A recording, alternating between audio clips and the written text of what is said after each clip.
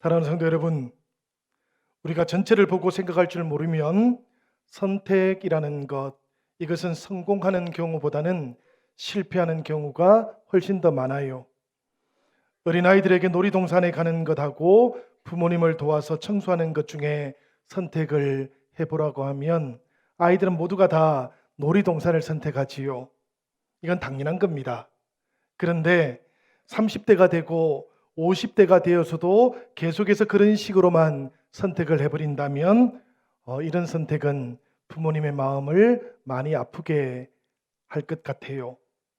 우리 신앙생활을 처음 시작하시는 분들도 마찬가지십니다. 처음에는 영적인 시각이 부족해도 걱정스럽지가 않아요. 처음부터 성숙한 사람은 없기 때문입니다. 그렇지만 예수님을 오랫동안 믿고도 영적인 지혜, 인생 전체를 바라보는 시각이 부족하다면 그때는 조금은 속상할 것 같습니다. 신앙이라는 것이 깊어진 것이 아니고 관행이 되어버렸기 때문이지요. 이렇게 관행이 되어버리고 나면 그 신앙 속에는 마음이 없고 고백이 없고 그리고 정성도 없기 때문입니다. 잃어버릴 수 없는 하늘의 보화 대신에 지킬 수 없는 땅의 보화를 선택해 버렸을 수가 있고요.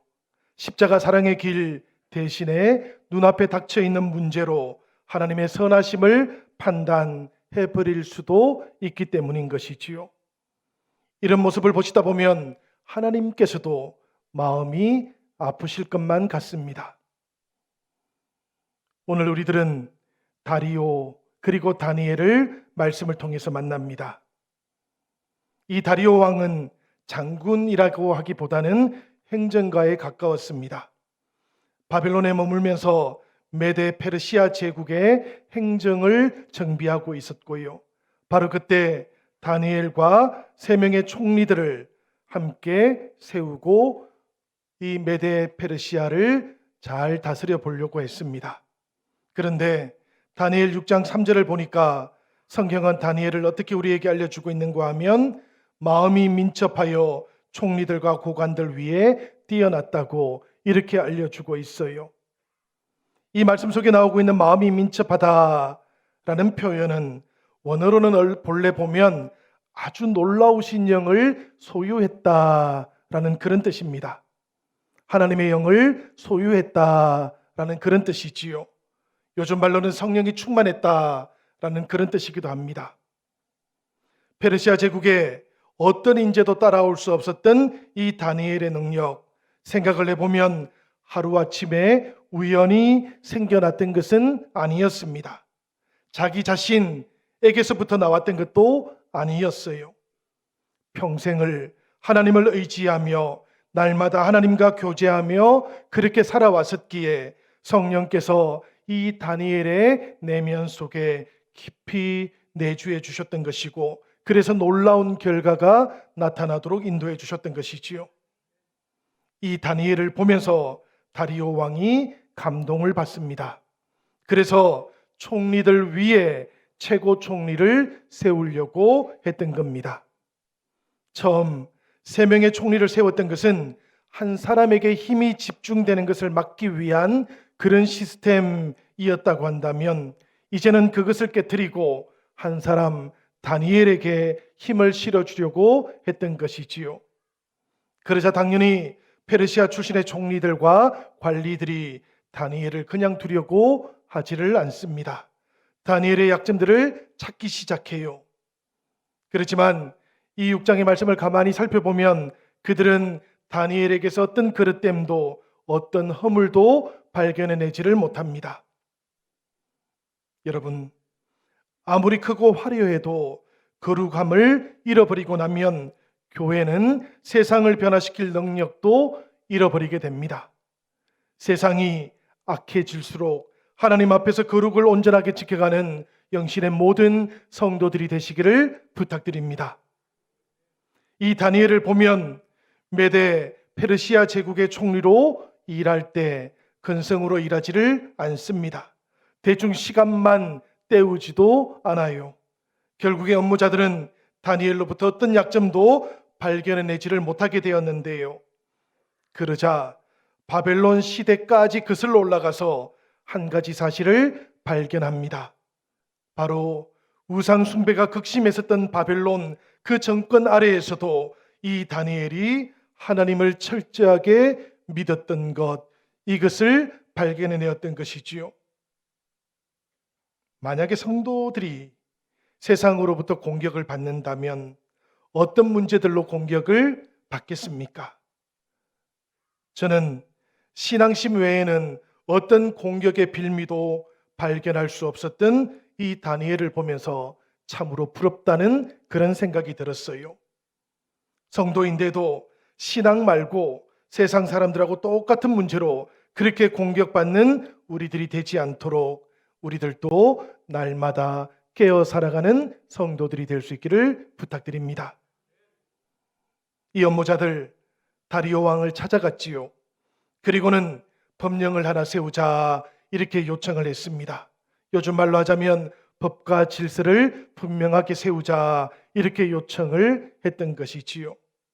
그리고는 30일 동안 다리오 왕 이외에 어떤 신에게도 기도하지 않는 법을 하나 세우도록 그렇게 요청을 했던 것인데요.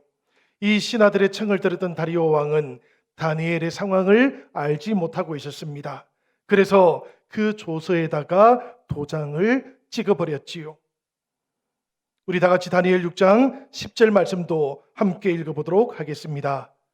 다니엘이 이 조서에 왕의 도장이 찍힌 것을 알고도 자기 집에 돌아가서는 윗방에 올라가 예루살렘으로 향한 창문을 열고 전에 하던 대로 하루 3번씩 무릎을 꿇고 기도하며 그의 하나님께 감사하였더라.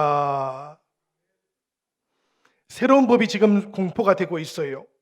그런데 그런 법 아래에서도 다니엘은 기도를 멈추지 않았던 것입니다. 바벨론의 느부갓네살과 페르시아를 다스렸던 그 통치자들의 도시, 그 안에서 살아가고 있었지만 이 다니엘은 항상 예루살렘, 하나님의 시온을 향해서 기도를 하고 있었던 것입니다. 그 하나님의 힘이 있는 곳, 그 원천으로부터 자기 삶의 정체성과 가치를 끌어왔던 그런 사람이었던 것이지요. 다니엘은 전에 하던 그대로 서쪽 창문을 엽니다. 그리고는 기도하기 시작하고 감사하기 시작했어요. 이 열린 서쪽 창문, 이것은 생각을 해보면 바벨론과 페르시아를 살아가고 있던 다니엘의 영적인 탈출구이기도 했고요. 또 한편으로는 예루살렘의 하나님께서 다니엘에게로 들어오셨던 출입구이기도 했던 것이지요.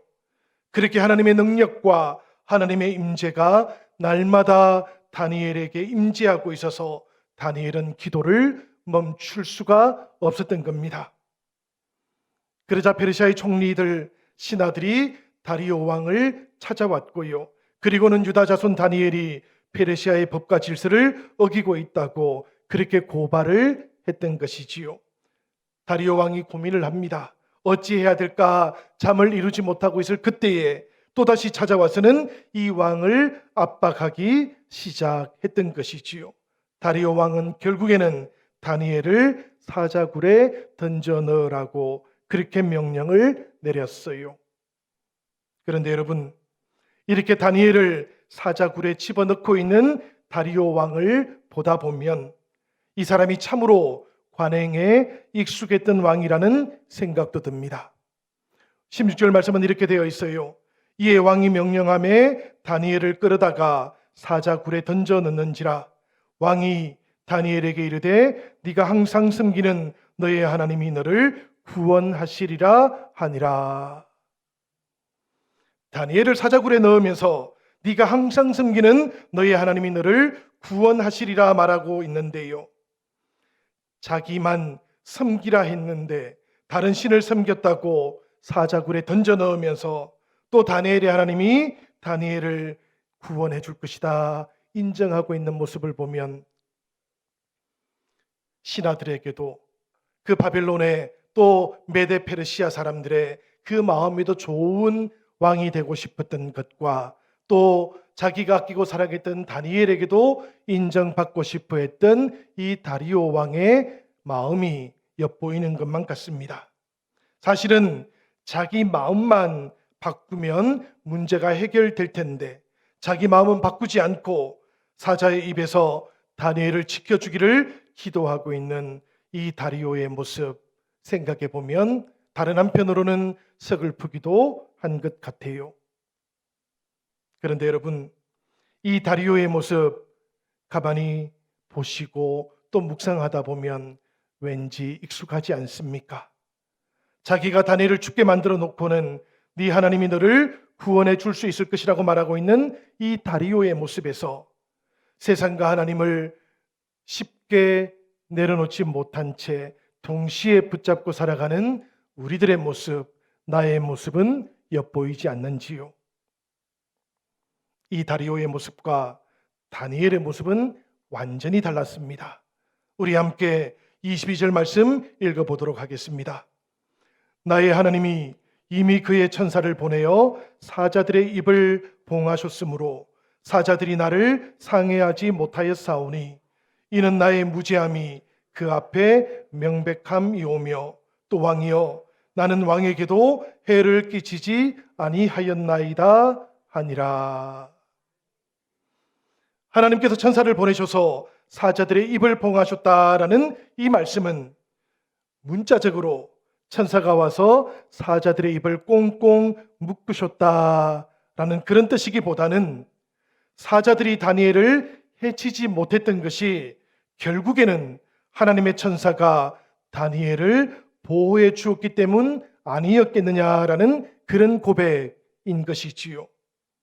그러니 다니엘 입장에서 생각을 해본다면 다니엘은 새벽이 올 때까지 사자의 위협 앞에서 두려움과 긴장 속에서 지내야만 했었다라는 그런 뜻이기도 한 겁니다. 그리고 바로 그와 같은 고난 속에서도 이 다니엘은 하나님의 은혜를 입을 수 있었노라고 그렇게 지금 고백하고 있는 것이지요. 이 다니엘 전에 하던 그대로 서쪽 창문을 열고 기도하기 시작했을 때 그 마음 속에 번민이 찾아왔을 것이고 두려움도 찾아왔을 것만 같습니다. 마음이 평안했거나 여유롭지는 못했을 것이다 라는 그런 말씀이에요. 그렇지만 왕의 법을 지키는 것, 이것이 평생 섬겨왔던 하나님과 바꾸는 일이라고 한다면 다니엘은 차라리 죽음을 택하기로 마음을 먹었던 것입니다. 그렇게 다니엘은 하나님을 대면하고 있었던 것이지요. 그러니 여러분, 하나님께서 비록 죽음의 자리에 서게 하실지라도 하나님의 주 되심은 포기할 수 없다고 고백하며 기도했었던 이 다니엘의 믿음과 기도와 또 이 기도로부터 얻었던 지혜를 우리가 기억할 수 있으면 좋겠습니다. 이 기도는 살려고 했던 기도가 아니었어요. 오히려 죽으면 죽으리라 그렇게 결단하며 드렸던 기도였던 것입니다. 사실 관행으로 치자면 다니엘도 몰래 기도하면 되었을 것 같습니다. 혹은 30일 동안만 기도를 멈추고 자제했으면 되었을 것 같아요. 그렇지만 오늘 말씀을 보니까 다니엘은 기도하기를 선택합니다. 하나님의 하나님 되심을 인정하기 위해서 기도를 택했던 것이고 그렇게 자기는 고난 앞으로 나아가기 시작했던 것이지요. 이 다니엘의 기도를 묵상해 보니 사자굴에 들어가지 않게 했던 것이 아니었어요.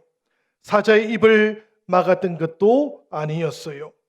그러나 이 다니엘 죽자고 그렇게 기도하기 시작하니까 놀랍게도 사자는 공격하기를 멈추었고 다니엘은 이것을 보면서 기뻐하기 시작합니다. 죽지 않아서 기뻐했던 것이 아니에요, 여러분. 사자굴에 던져져 있었지만 그 자리에 하나님께서 함께하고 계신다라는 것을 발견했기 때문이었습니다. 살아나서 기뻤던 것을 넘어서 하나님께서 자신과 함께하고 계심을 기뻐했고 이것을 또 모든 사람들에게도 증언할 수 있고 보여줄 수 있었기 때문에 기뻐할 수 있었던 것이지요. 성도 여러분, 기도하는 사람, 그들에게는 이 세상에 우연이 없다라는 것을 우리는 잘 알고 있습니다.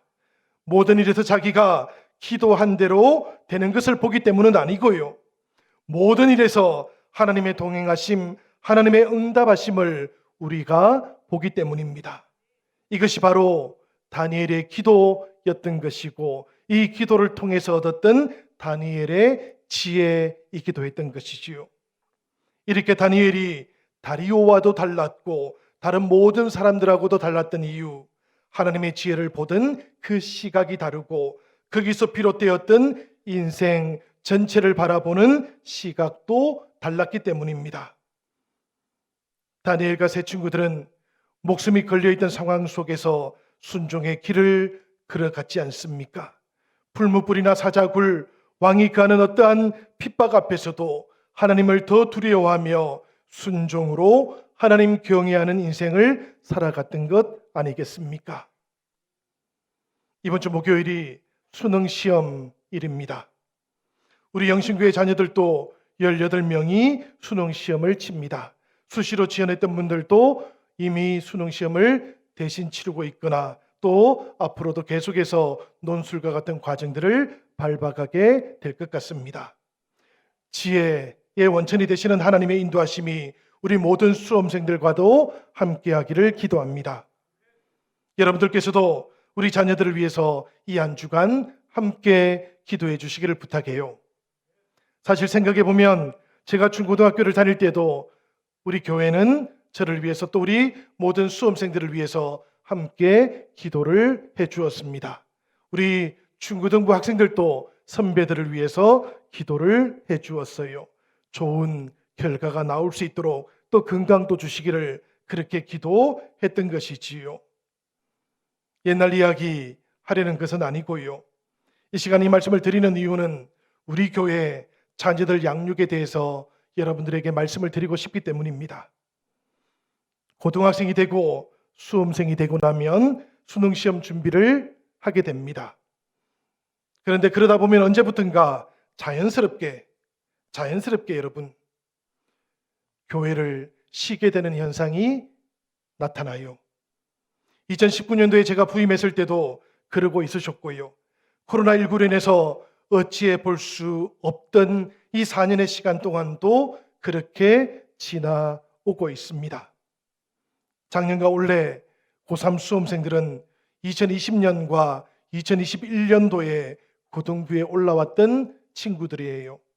그리고 4년 동안 이 코로나 기간을 지내면서 비대면 예배를 드리다가 금년에야 비로소 다시 대면 예배를 드리기 시작했습니다. 이 친구들은 작년 11월 달에 수능시험을 치기도 했고 올해 11월 16일에 수능시험을 다시 치기도 합니다. 우리 교회에서 혹은 가정에서 이 수험생들을 위해서 할 수 있던 것들이 많지 않아서 때로는 속상했고 아쉽기도 했었습니다.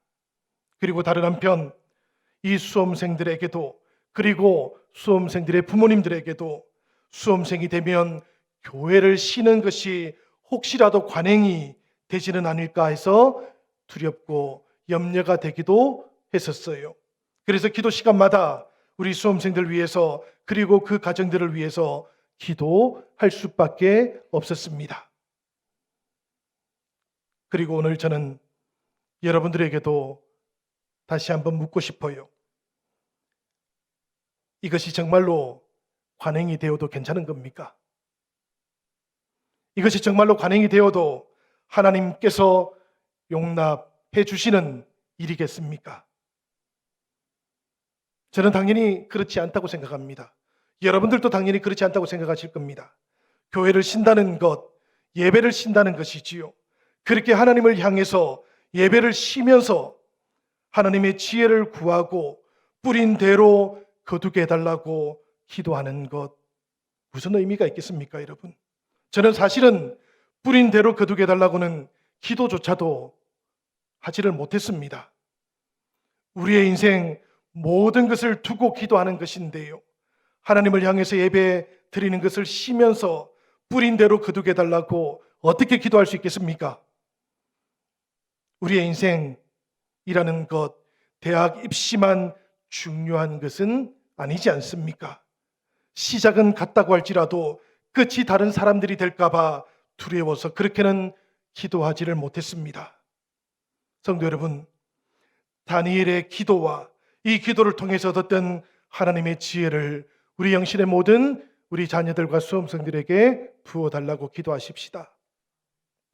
그리고 하나님을 향해서 예배를 쉬지 않고 예배를 멈추지 않는 자녀들도 되게 해달라고 꼭 기도해 주시기를 부탁드립니다. 다니엘은 하나님께서 금하시는 것 그리고 자신이 싫어하는 것 이 두 가지를 아주 분명하게 분별할 줄도 알았습니다. 느부갓네살의 황관이 다니엘의 이름을 벨드사살이라고 그렇게 바꾸어 버렸지요. 사드락과 메삭과 아벤느고의 이름도 그렇게 바꾸어진 이름들입니다. 그렇게 이름을 바꾸었는데요. 그래도 그들은 과민하게 반응하지는 않았어요. 물론 마음에 들었던 것은 아닙니다, 여러분. 벨드사살이라는 이름은 벨이 사랑하는 자라는 그런 뜻이거든요. 이 이름을 들을 때마다 다니엘의 귀에 그 이름이 거슬렸을 겁니다. 그렇지만 이 이름 때문에 다니엘은 목숨을 걸지는 않았어요. 왜 그런가 하면 목숨을 걸 만한 일과 그렇지 않은 일을 구별하고 있었거든요. 이런 일들이 이름에만 있었던 것은 아니고 바벨론의 학문을 배울 때에도 일어났었습니다. 바벨론의 점술도 다니엘은 억지로라도 배워야 했던 것이거든요. 자기가 스스로 선택할 수 있었더라면 아마도 이런 과목들은 건너뛰었을 텐데요. 그러나 선택권이 없었습니다. 왕궁에서 정해줬던 필수 과목들을 다 이수를 해야만 했던 것이지요. 이것들을 배워야 할 때 다니엘 인상을 찌푸리고 앉아있기만 했던 것은 아니었어요. 가장 앞자리에 앉아섰고 그리고 수석으로 졸업도 하게 되었습니다. 생각을 다시 해봅니다. 다니엘이 타협을 했던 것일까? 그러나 우리는 다니엘의 용기를 잘 알고 있습니다. 믿음을 위해서 어떤 선택을 했는지도 잘 알고 있어요. 생각해 보니까 이 다니엘의 태도는 왕의 신임을 얻는 길이었습니다. 그리고 왕의 믿음을 깨트리던 일이기도 했습니다. 그리고 지극히 높으신 하나님을 왕에게 소개할 기회를 얻도록 만들었던 길이기도 했던 겁니다. 성도 여러분, 우리들 모두가 다시 한번 이 다니엘의 기도와 지혜 그리고 다니엘이 선택했었던 그 인생의 길을 다시 묵상해 볼 수 있으면 좋겠어요. 오카는 목사님이 2003년 12월 16일 화요일 교역자 마지막 회의 때 이런 말씀을 했었습니다. 빌립보서 1장 21절에 나오는 말씀인데요. 제가 읽어보도록 하겠습니다. 살든지 죽든지 내 몸에서 그리스도가 존귀하게 되게 하려 하나니 이는 내게 사는 것이 그리스도니 죽는 것도 유익함이라. 바울은 지금 살든지 죽든지 주님 중심의 사고를 하기 시작했다라고 그렇게 고백을 하고 있는 것이지요. 결과에 대해서 항상 긍정적인 사고를 하기 시작했다고도 말하고 있는 겁니다. 스페인으로 가겠다고 했던 선교사가 지금 감옥에 갇혀 있는 상황 속에서 할 수 있었던 그런 고백은 아니었어요. 그러나 그럼에도 불구하고 바울은 그 모든 상황들을 긍정적으로 바라보기 시작했던 것이지요. 왜 그런가 하면 감옥에 갇혀서도 복음은 매이지 아니하고 더 힘있게 증거되고 있다고 그렇게 믿었기 때문입니다. 이것이 어떻게 가능했을까 생각해 보니까 바울은 겉보기에는 이렇게 되면 손해이지만 지나고 보니 손해가 아니었다라는 것, 이것이 하나님께서 주셨던 은혜였다라는 것, 이것을 계속해서 체험을 하게 되었던 겁니다. 오히려 더 좋은 방향으로 하나님께서 인도해 주고 계신다라는 이런 경험들이 쌓여져 가면서 자기의 생각들을 믿음의 패턴으로 만드는 역사가 바울에게서 나타나기 시작했던 것이지요. 오카나 목사님은 평생을 목회를 하고 난 다음에 자신의 후배들에게 바로 이 바울의 고백을 알려주었던 것입니다. 여러분, 우리들에게도 이런 사고가 필요합니다. 그리고 우리들에게도 이런 사고가 축적되어서 믿음의 패턴이 형성되는 것, 이것이 필요해요. 우리들은 때때로 부족하고 불완전하기도 하지만 그래도 생각해 보면 하나님께서 우리를 부르셨기 때문이에요. 우리가 하나님을 택한 것이 아니고 하나님께서 우리를 불러주셨기 때문이지요. 안 되는 것이 많음에도 불구하고 그 모든 것들을 아심에도 불구하고 우리를 부르신 이유가 있으십니다. 우리에게서 우리 주님을 닮아갈 수 있는 가능성을 하나님께서 보셨기 때문입니다. 사랑하는 성도 여러분, 다니엘은 바로 이 고백을 가지고 있었던 것이에요. 바벨론식으로 이름이 바뀔 때에도, 바벨론의 학식을 배워야 할 때에도 다니엘은 이 모든 일들이 지나가고 난 다음에는 하나님께서 하나님의 뜻을 반드시 나타내실 때가 찾아올 것이다라는 것, 이것을 굳게 믿고 있었기 때문에 자신이 싫어하는 것이 아니라 하나님이 원하시는 때를 기다릴 줄 알았던 것이지요. 그래서 우리들 모두가 다시 한번 이 다니엘의 믿음을 묵상하는 것입니다. 이 다니엘의 기도를 묵상하는 것입니다. 그리고 이 기도로부터 시작된 다니엘의 지혜를 묵상해 보는 것입니다. 사랑하는 여러분, 우리가 오늘을 살아가는 동안 하나님의 지혜를 우리의 것으로 삼을 수 있으면 좋겠습니다. 세상의 관행이 아니라 이 다니엘의 지혜를 닮은 그 하나님의 지혜를 통해서 하루를 살아가시고, 그래서 때때로 반대자들이 우리를 반대한다고 할지라도 죄와 인생의 문제들에 대한 그리스도인들의 이야기들만큼은 최소한 반발하지 않고 들을 수 있는 그런 세상을 우리가 만들어 갈 수 있으면 좋겠습니다.